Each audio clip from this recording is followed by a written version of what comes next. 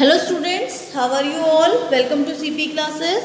So we'll be moving to our next topic today, that is heating effect of electric current. Okay, so student, take your pen and notebook with you so that you can make your notes as well. ठीक है, so let's start. So you must have seen heater, electric heater. आप सभी ने electric heater तो देखा ही होगा, I guess, है ना. तो उसमें क्या होता है कि आप ना कोई फोर्स लगाते हो ना उसको डिस्प्लेस करते हो, लेकिन वो अपना काम फिर भी करता है. और वो काम क्या करता है, that it heats up on supplying the current, right. So what happens is that जब आप उस हीटर में करंट देते हैं और वो करंट फ्लो होती है, करंट फ्लो किस वजह से होती है, because of the charge particle. ये सारी चीज़ें आप पढ़ के आ गए हैं कि आपकी करंट कैसे फ्लो होती है और कैसे पार्टिकल जब चलते हैं तो वो कोलाइड भी करते हैं. ठीक है, तो व्हाट हैपेंस इज दैट कि जैसे ही आपको करंट फ्लो होता है उसमें और चार्ज पार्टिकल मूव करना स्टार्ट करते हैं, then they collide with each other. जैसे ही उसमें कंडक्टर में आपके चार्ज पार्टिकल मूव करेंगे तो वो इलेक्ट्रॉन वाले भी, उसके इलेक्ट्रॉन्स भी और कंडक्टर के इलेक्ट्रॉन भी एक दूसरे को कोलाइड करते हैं और वो मूव करते हैं. लेकिन जो इलेक्ट्रिक करंट, जो चार्ज पार्टिकल है, वो सबसे टकरा करके फिर आगे जाता है, फिर नेक्स्ट वाले से टकराए, फिर आगे, क्योंकि उसको तो आगे जाना ना, क्योंकि उसे इलेक्ट्रिक करंट प्रोड्यूस करनी है, राइट. यही तो हमने वहाँ पर रेजिस्टेंस के टॉपिक में भी पढ़ा था. तो जब भी करंट फ्लो होती है तो चार्ज पार्टिकल मूव भी करते हैं और कोलाइड भी करते हैं. तो जब कोलाइड कर रहे होंगे तो एक दूसरे के बीच में फोर्स भी लग रहा होगा और जैसे वो आगे की तरफ को जा रहा है तो उसमें डिस्प्लेसमेंट भी हो रहा है. ठीक है, यानी कि वो क्या हो रहा है, वर्क डन वहाँ पे हमें देखने को मिल रहा है. और वो वर्क डन कैसा है, इंटरनल वर्क डन है बाय द चार्ज पार्टिकल्स. ठीक है, हमें कुछ ऐसे बाहर से नहीं दिख रहा है, हमें दिखती है तो बस एक चीज़ कि वहाँ पे क्या है, आपका हीटर जो है वो गर्म हो रहा है. ठीक है, अब वो हीटर गर्म कैसे हो रहा है, क्यों हो रहा है, क्योंकि जो अंदर वर्क डन हो रहा है उसकी वजह से वहाँ पे अब हमने जो इलेक्ट्रिकल एनर्जी दी है, that electrical energy gets converted into the heat energy. वहाँ पे एनर्जी कन्वर्जन होता है and that electrical energy gets converted to the heat energy. और वो एनर्जी हमें फिर हीट के फॉर्म में मिलती है, राइट. कुछ इसी तरीके से होता है. और जो वहाँ पे आपका वर्क डन होता है, अब वहाँ पे जो वर्क डन हो रहा है, हमें मालूम है वर्क डन का फॉर्मूला कि वहाँ पे आपका वर्क डन किस तरीके से होगा कि W is equals to VI. ठीक है, हमें मालूम है इसके बारे में कि जब अब आपका जब वहाँ पे कोलिजन हो रहा है, ठीक है, तो यानी कि अब क्या होगा, करंट प्रोड्यूस होगी. और जो करंट प्रोड्यूस हो रही है वो किसकी वजह से, करंट की वजह से जो आपकी हीट प्रोड्यूस हो रही है वो किसकी वजह से रिस्पॉन्सिबल है, it is responsible by the collision. जब वहाँ पे कोलिजन होगा तभी तो वहाँ पे सारी चीज़ें प्रोड्यूस होंगी, करंट भी, और करंट से क्या प्रोड्यूस हो रही है, आपकी हीट प्रोड्यूस हो रही है. तो that means resistance is responsible to produce the heat. तो वहाँ पे एक मेन कॉन्सेप्ट आपके पास आता है रेजिस्टेंस का. ठीक है, तो अब अगर हम बात करते हैं कि आपका सबसे पहले हीट प्रोड्यूस होने के लिए जो मेन नेसेसरी कंडीशन है वो क्या होगी, आपके पास रेजिस्टेंस. एक रेजिस्टेंस तो होना चाहिए. ठीक है, उसके बाद आपका, अगर ये अभी रेजिस्टेंस हम किस तरीके से बनाते हैं, देखो अभी हमने आपसे कहा कि वहाँ पे वर्क डन हो रहा है. वो वर्क डन क्या है, that the work done is equals to V into I, यही होता है. ठीक है, और फ्रॉम ओम्स लॉ आप V की जगह क्या रख सकते हैं, IR रख सकते हैं. और ये I तो ऑलरेडी पहले से ही था. ठीक है, और इसको फिर अगर हम चेंज कर दें तो this can be written as I square R. और ये फॉर्मूला हो गया आपका वर्क डन. और इससे पहले अभी मैंने आपको समझाया कि this work done gets converted into heat energy. ठीक है, यही वर्क डन इसकी वजह से ही क्या हो रहा है, आपका यही जो काम हो रहा है ये it is a form of energy. ठीक है, ये किस में चेंज हो जा रहा है, आपका इनटू द हीट एनर्जी.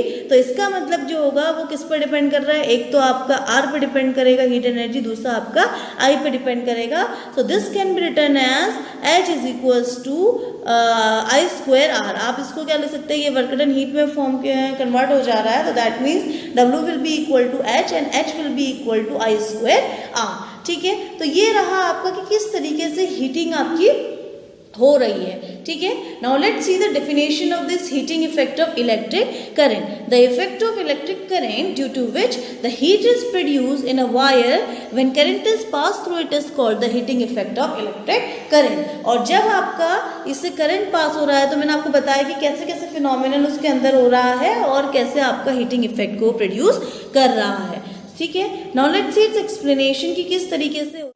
सो सी, सबसे पहले इसमें क्या है, व्हेन द आपके कंडक्टर को आपने बैटरी से कनेक्ट किया हुआ है, कुछ इस तरीके से आपने कंडक्टर को बैटरी से कनेक्ट किया हुआ है, तो इलेक्ट्रॉन आपके क्या करने लग जाएंगे, उसके मूव करने लग जाएंगे और उनकी velocity at the time will be drift velocity. देखो ड्रिफ्ट वेलोसिटी की वजह से ही क्या होता है, आपका इलेक्ट्रिक करंट आपका फ्लो कर रहा है। तो जैसे ही आपके इलेक्ट्रॉन्स मूव करने लग जाएंगे तो वो एक दूसरे से कोलाइड भी करेंगे with the positive ion of the wire, क्योंकि वहां पे वायर भी है, ठीक है। तो उनके इलेक्ट्रॉन से क्या करेंगे, वो कोलाइड करने लग जाएंगे और energy will be taken from the battery, ठीक है, दैट विल डिसिपेट, राइट। तो यही फिनोमिनन अभी हमने आपको बताया था। उसके बाद अब आपको करंट को मेंटेन करना है वायर में, तो वो क्या करेगा, आपका कंटिन्यूसली बैटरी से एनर्जी लेता रहेगा और ये एनर्जी किसको ट्रांसफर कर दी जाएगी, टू द जो आपके आयंस हैं, वायर के जो आयंस है, वायर इलेक्ट्रॉन क्या कर देगा, वहां पे बैटरी एनर्जी को ट्रांसफॉर्म कर देगा, ठीक है। अब जो आपका थर्मल मोशन ऑफ आयंस में जो इंक्रीज होगा that will be as a result of temperature of the wire. अगर टेम्परेचर आपका बढ़ रहा है तो क्या करेगा, उसका थर्मल मोशन भी आयन से क्या करेगा, आपका बढ़ेगा। So the effect of the electric due to which the heat is produce in a wire when current is pass through it is called the heating effect of electric current. इसी effect को हम क्या कहते हैं, आपका heating effect of electric current, ठीक है। तो ये आपका रहा एक्सप्लेनेशन कि किस तरीके से आपका heating effect of electric current आप प्रोड्यूस कर रहे हैं, ठीक है। तो जैसे ही अगर आपका कोई भी मटेरियल हीटअप होता है, उसमें आपकी हीट फॉर्म हो रही है, हीट होने के बाद उसमें हीट बन रही है और वो हीट डिपेंड करती है आई और आर पे डिपेंड करती है। यही बात मैंने भी आपको बताई, आई और आर और टी पे डिपेंड करती है कितने टाइम पे वो बन रही है। नाउ वेयर दिस हीट गो, ये एक्चुअल में हीट जाती कहाँ है, ठीक है। अब ये बताएं कि अब हमने कहा आई पे डिपेंड करती है, आर पे डिपेंड करती है और ऑब्जेक्ट क्या करता है, आपका हीटअप होता है। Now where this current go, sorry where this heat go, ठीक है। ये हीट पैदा होने के बाद क्या होता है, आपका ऑब्जेक्ट गर्म होता है, ठीक है। और जब वायर का टेम्परेचर सराउंडिंग से ज्यादा हो जाएगा तो फिर क्या होने लग जाता है, now it start radiating the heat, ठीक है, it start transmitting the heat, ठीक है। यानी कि अब यहाँ पे जो प्रोसीजर होगा आपका, वो प्रोसीजर होगा रेडिएशन का।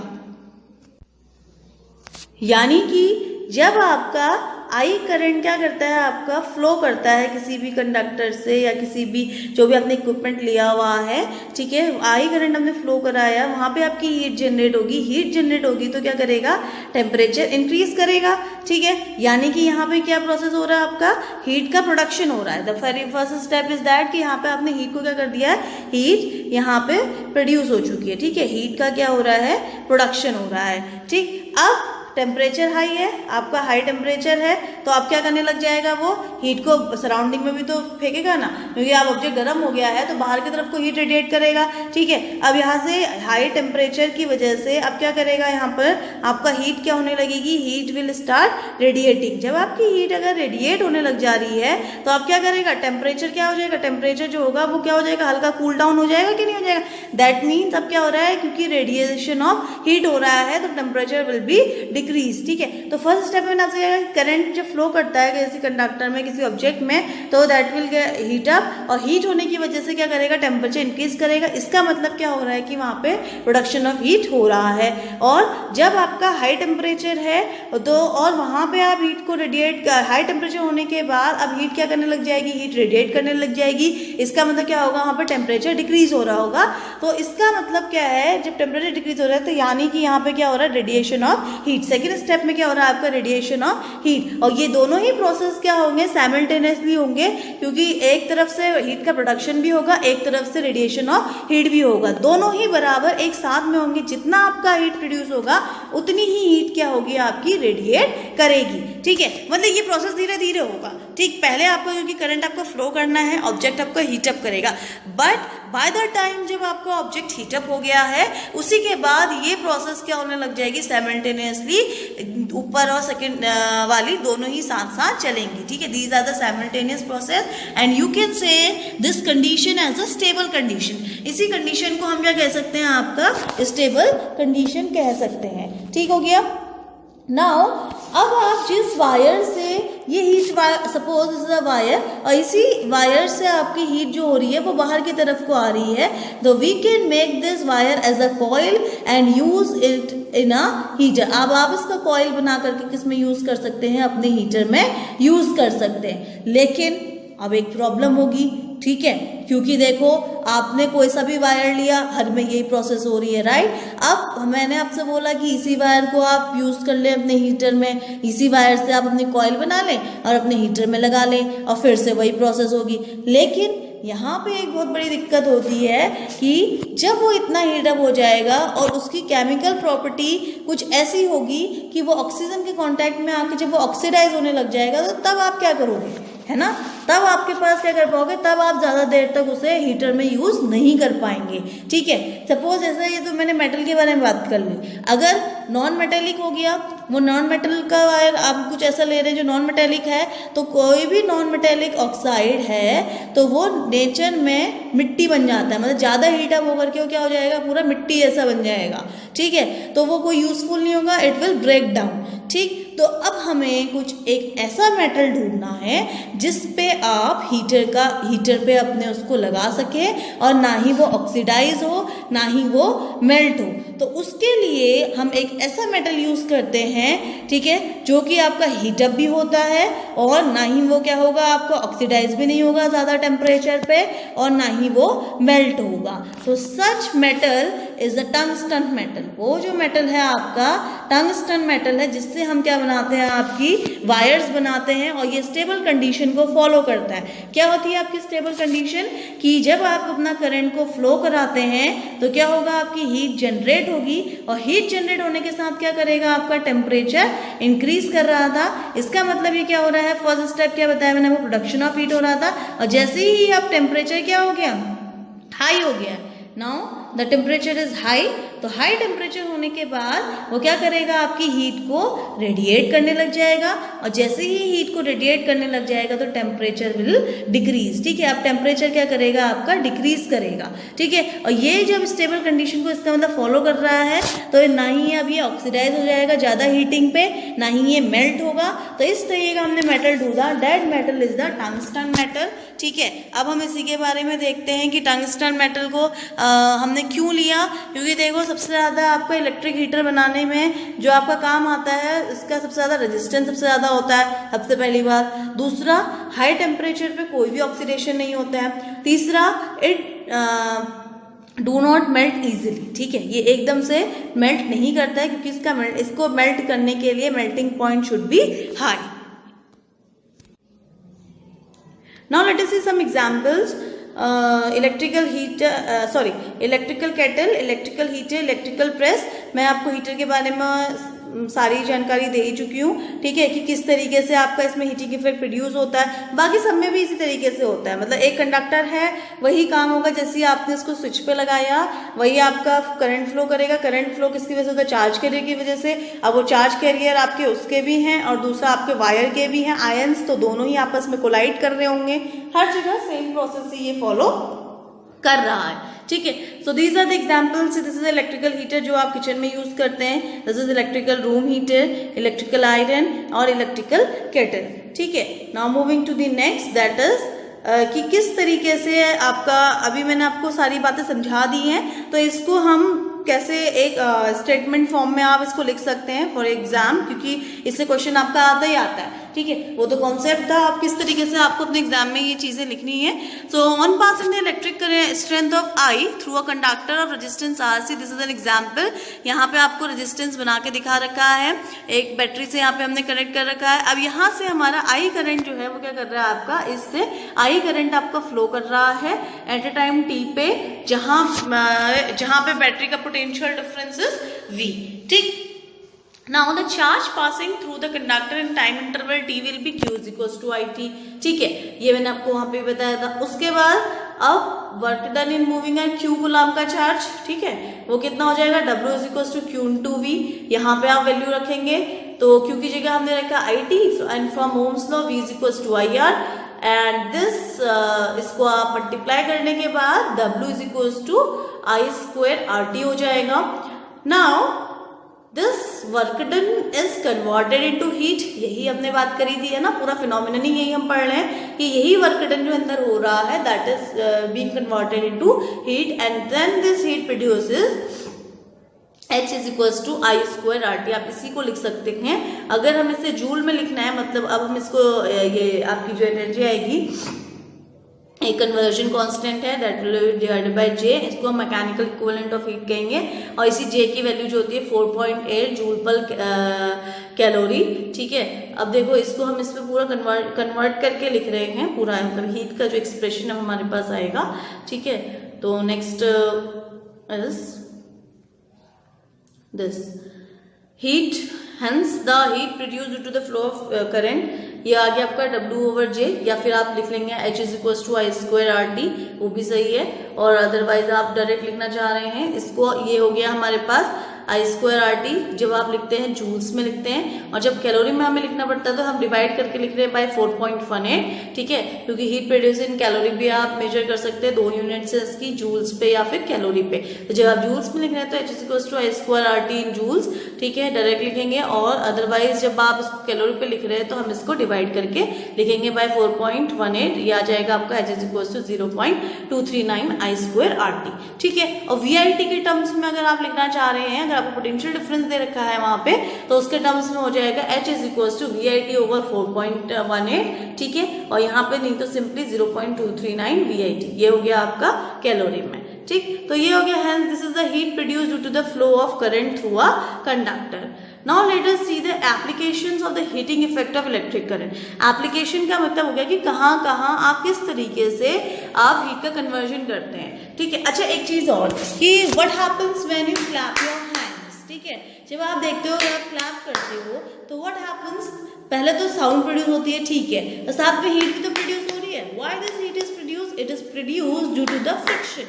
ठीक है, इसमें भी क्या कर रहा है आपका फ्रिक्शन लग रहा है, इसी वजह से ये हीट क्या कर रहा है आपका प्रोड्यूस कर रहा है। ऐसे बहुत सारे डेली एग्जांपल्स हैं, आप देखेंगे कि जब अपने अपना फोन बहुत टाइम तक आप यूज कर रहे हो तो तब भी वो हीट अप हो जा रहा है। ठीक है, ऐसा क्यों हो रहा है, इसके बारे में सोचना है थोड़ा सा।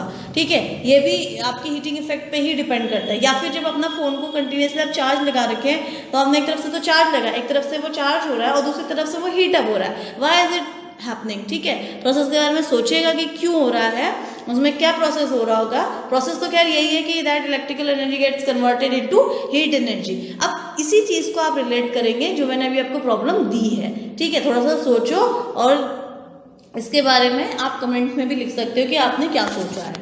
ठीक है, now moving to the next topic that is the application of the heating effect of electric current. देखो इसमें वही है, इलेक्ट्रिक आयरन है, केटल है, कुकर हो गया, इमर्शन हीटर दिस इज, ठीक है, ओवन हो गया। तो और सबसे ज्यादा यही है कि हीटिंग इफेक्ट प्रोड्यूस करने के लिए दो ही कंडीशन आपको याद रखनी है, एक तो रेजिस्टेंस ज्यादा होना चाहिए, दूसरा उसका करंट ज्यादा होना चाहिए। ठीक है, now let us see one by one electrical appliances.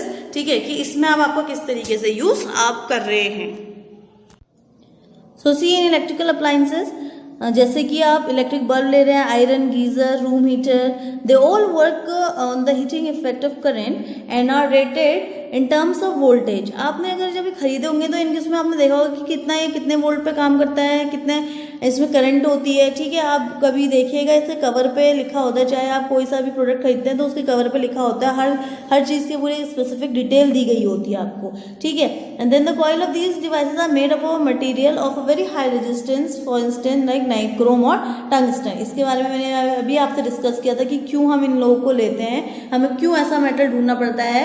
ठीक है, तो जैसे अब आपने बल्ब लिया, ठीक है, आपने बल्ब लिया, बल्ब में एक कॉइल होती है, अंदर से एक फिलामेंट होता है, वो किसका होता है आपका टंगस्टन का फिलामेंट हो जाता है। ठीक है, तो जब बहुत गर्म होने लगता है, अगर आप खाली टंगस्टन, जैसे आपने बल्ब देखा है कि कुछ इस तरीके से इसके बाहर से हमने ग्लास लगा रखा है, ठीक है, तो क्यों ये ग्लास लगाए, वरना खाली वो फिलामेंट के उसमें से भी आप बल्ब का ग्लो तो होता है।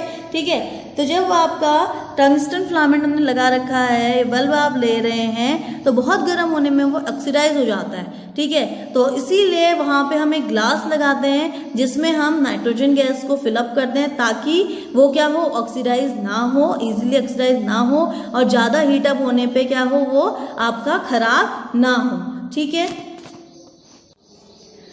such that when current passes through a coil, heat is generated. Generally, the potential difference applied to the electrical appliance is the same as that of mains. वही 220 वोल्ट और 230 वोल्ट इन इंडिया, और USA में 110 volt होता है। ये आपको याद होना चाहिए इसका जो भी है, ठीक है, डेटा। ठीक। और जो हम इसमें करंट सप्लाई करते हैं वो उसके मेल्टिंग पॉइंट से कम होगी। जो आपने फिलामेंट आप यूज़ कर रहे हैं, टंगस्टन का जैसे हमने फिलामेंट लिया है या जो भी है उसमें मेंशन होता है, तो उस पर आपकी जो करंट जाएगी वो उसके मेल्टिंग पॉइंट से कम जाएगी। ठीक है, current is less than the melting point, क्योंकि अगर करंट जैसे ज़्यादा होगा तो हीट ज़्यादा होगी और मेल्टिंग पॉइंट बढ़ेगा। टेम्परेचर, अगर टेम्परेचर क्योंकि हीट अप हो रहा है तो टेम्परेचर बढ़ेगा। ठीक है, तो इसका मतलब फिर बल्ब गया आपका। ठीक, तो अगर आपकी रेटेड करंट क्या है, अगर सपोज ये बल्ब की रेटेड करंट क्या है आपकी 1 एम्पेयर, मतलब उसमें मेंशन है कि ये 1 एम्पेयर करंट पे काम करता है, तो ये बल्ब क्या करेगा 1 एम्पेयर पे ही काम करेगा। अगर आपने इसकी करंट क्या कर दी 1.1 एम्पेयर, जैसे ही इसकी करंट क्या हो जाएगी आपकी 1.1 एम्पेयर अगर हो गई तो बल्ब विल फ्यूज। ठीक है, बल्ब आपका क्या हो जाएगा, फ्यूज हो जाएगा। ठीक, अब तो ये रहा कि किस तरीके से आपका बल्ब में काम कर रहा है। ठीक, now moving to the next appliance that is the electrical fuse. ठीक है, फ्यूज पहले ज़माने में आपने देखे होंगे, इलेक्ट्रिकल फ्यूज के बारे में हम बात करते हैं। ठीक है, अब तो ये एमसीबी वगैरह वगैरह हो गई हैं। ठीक, तो इलेक्ट्रिकल फ्यूज एक easily fusible wire of short length put into an electrical circuit for the protection purpose and it is arrange to melt at a definite current, मतलब एक पर्टिकुलर करंट पे ही ये मेल्ट करेगी। और it is an alloy of lead and tin having very low resistivity, low melting point and as soon as the safe limit of current exceed the fuse blows और electrical circuit क्या हो जाएगी आपकी, cut off हो जाएगी। ठीक है, तो ये आपका रहा इलेक्ट्रिकल फ्यूज, जिसमें आपका फिर से वही हीटिंग इफेक्ट काम कर रहा है। दिस आर द एप्लीकेशन, और किस तरीके से काम कर रहा है वही सेम प्रोसेस है, बस इसमें जो आपका चीज़ें होनी चाहिए, कंडीशन यही है कि उसका लो मेल्टिंग पॉइंट है और लो आपका रेजिस्टिविटी है, इसलिए हमने इसको लिया है। ठीक है, this is an alloy of lead and tin. तो कुछ इस तरीके की चीज़ों से आप क्या कर पा रहे हैं। देखो फ्यूज क्या होता है, फ्यूज मतलब क्या हो गया, गल गया। ठीक है, फ्यूज वायर एक ऐसा तार होगा जिसमें आपका रेजिस्टेंस तो होगा, हीट भी प्रोड्यूस होगी और हीट प्रोडक्शन ज़्यादा होगा तो रेडिएशन भी होगा। तो एक हमें ऐसा तार देखना है जिसका मेल्टिंग पॉइंट क्या हो आपका, कम हो। तो देखो वही चीज़ हमने इसलिए ली हुई है, ऐसा अलॉय लेड और टिन का हमने अलॉय ले रखा है। ठीक है, इस इलेक्ट्रिकल फ्यूज में क्यों लिया है ये मैंने आपको कंडीशन बता दी है, क्योंकि फ्यूज वायर ही आपको ऐसा ही तार लेना है जिसमें आपका रेजिस्टेंस तो होगा, हीट भी प्रोड्यूस होगी, लेकिन क्या होगा उसमें मेल्टिंग पॉइंट उसका कम होना चाहिए। ठीक है, क्योंकि अगर आपका ज़्यादा होगा तो फिर ये बंद, ठीक है, शॉर्ट सर्किट हो गया। ठीक है, बहुत सारे ऐसे प्रोसेस है फिर जिससे क्या करेगा, the electrical circuit will cut off, आपकी सप्लाई क्या हो जाएगी वहाँ पर से बंद हो जाएगी। ठीक, so these were the applications of heating effect of electric current. Now let's do some questions. Question क्या, थोड़ा सा रीजनिंग कर लेते हैं। ठीक है, देखो अब मैं आपको एक दे रही हूँ, एक क्वेश्चन पूछती हूँ कि आपने अगर एक एसी चलाया है, ठीक हो गया, अब आपने एक एसी चलाया है और एक तरफ आपने इलेक्ट्रिक आयरन का आप यूज़ कर रहे हैं। ठीक है, तो बताएं कि अब हमारे घर का जो टोटल रेजिस्टेंस होगा या बढ़ेगा, बताएं। एक तरफ से आपने एसी चलाया है, ये भी आपका उस पर काम कर रहा है, और दूसरी तरफ से आपने इलेक्ट्रिकल आयरन चलाया है, तो बताएं हमारे घर का जो टोटल रेजिस्टेंस होगा वो घटेगा या फिर बढ़ेगा, बताएं। थोड़ा सा सोचो इसके बारे में कि क्या हो सकता है। देखो बहुत नॉर्मल और जनरल सा क्वेश्चन है, सोचा, क्या सोचा आप लोगों ने? चलो देखो मेरे आंसर से मैच कर रहा है या नहीं कर रहा है। ठीक है, तो पहली बात तो हमारे घर पे जो सप्लाई होती है वो कैसी सप्लाई होती है आपकी, पैरेलल सप्लाई होती है। ठीक है ना, क्योंकि अगर एक एटलीस्ट अगर एक आपका नहीं चल रहा है तो दूसरा इक्विपमेंट आपका चलेगा, है ना। तो दोनों ही चीज़ें जो होंगी पैरेलल में जुड़ी होंगी, तो हमेशा पैरेलल में क्या होगा, आपका रेजिस्टेंस क्या होगा, कम होगा। ये बात आप अपने दिमाग में बैठा लीजिए कि अगर आपका रेजिस्टेंस घर पे हमेशा क्या रहता है, कम ही रहता है, क्योंकि ज़्यादा रेजिस्टेंस होगा क्या होगा, हीट प्रोडक्शन ज़्यादा होगा, क्योंकि अभी हमने इसका रिलेशन वहाँ पे पढ़ा है। ठीक है, तो इस तरीके से देखो, अगर हम आपसे बात करें वायर में, हमने एक फॉर्मूला पढ़ा है कि H = I²R, तो इसकी वजह से क्या होना चाहिए, वहाँ पे I और R दोनों ही इफेक्टिव होते हैं, तो दोनों चीज़ें वहाँ पे पैरेलल में जुड़ी हैं और हमेशा R क्या होगा, उसके लिए कम होगा। ठीक है, चलो ठीक हो गया, ये तो हो गया फर्स्ट क्वेश्चन।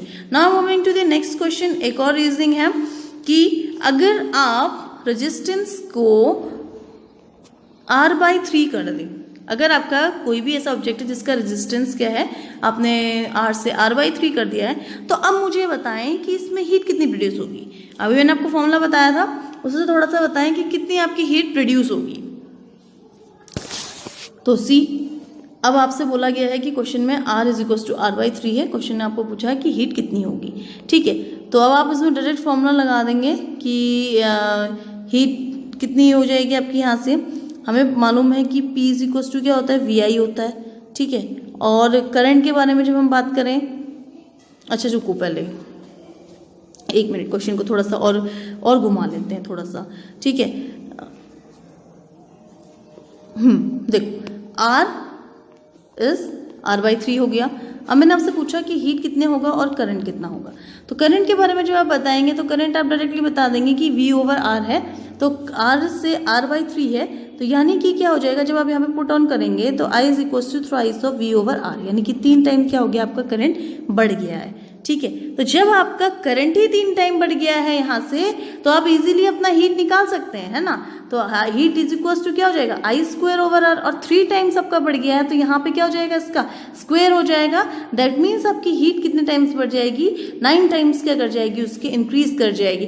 तो आप देख रहे हो जितना आपका कम रेजिस्टेंस है उतना ही क्या कर रहा है, आपका हीट बढ़ रहा है, ठीक है। तो इसी तरीके से अब देखो, अगर मैं आपका रेजिस्टेंस R/2 कर दूं तो H अब कितना हो जाएगा, उसका 4 टाइम्स हो जाएगा, क्योंकि वहां पे जब आपने रेजिस्टेंस को R/3 किया था तो उसका डबल अप करके कितना हो गया आपका 9 टाइम्स, और यहाँ पे आप डबल करेंगे तो अच्छा नहीं सॉरी हाँ, तो आपका करंट करेंगे तो करंट कितने टाइम्स इंक्रीज कर जाएगा, फिर से 2 टाइम्स इंक्रीज कर जाएगा, ठीक है। और आपका जो हीट प्रोडक्शन हो रहा था वो कितने टाइम इंक्रीज कर जाएगा, क्योंकि I²R होता है तो ये 4 टाइम्स आपका इंक्रीज कर जाएगा। तो इसका मतलब किसी भी सर्किट में अगर आपका R कम है, ठीक है, R अगर आपका कम है तो हीट हमेशा क्या करेगी, इंक्रीज करेगी। ये पॉइंट को आप हमेशा ध्यान में रख लीजिए कि अगर आपका R कम है तो हीट बढ़ेगी। तो आई गेस अब आपके दिमाग में थोड़ा सा एक कॉन्सेप्ट आया होगा, heating effect of electric current, and it is very very important from the board point of view. इससे एक नया क्वेश्चन आपका आता ही आता है, चाहे वो फिर किसी भी फॉर्म में आपका आए, ठीक है। So prepare this topic very well. I hope you got the concept. So students, please like, share this channel as well as this video with your friends. So we'll see you in my next video. Till then, take care, stay safe, stay healthy. Bye bye. Thank you.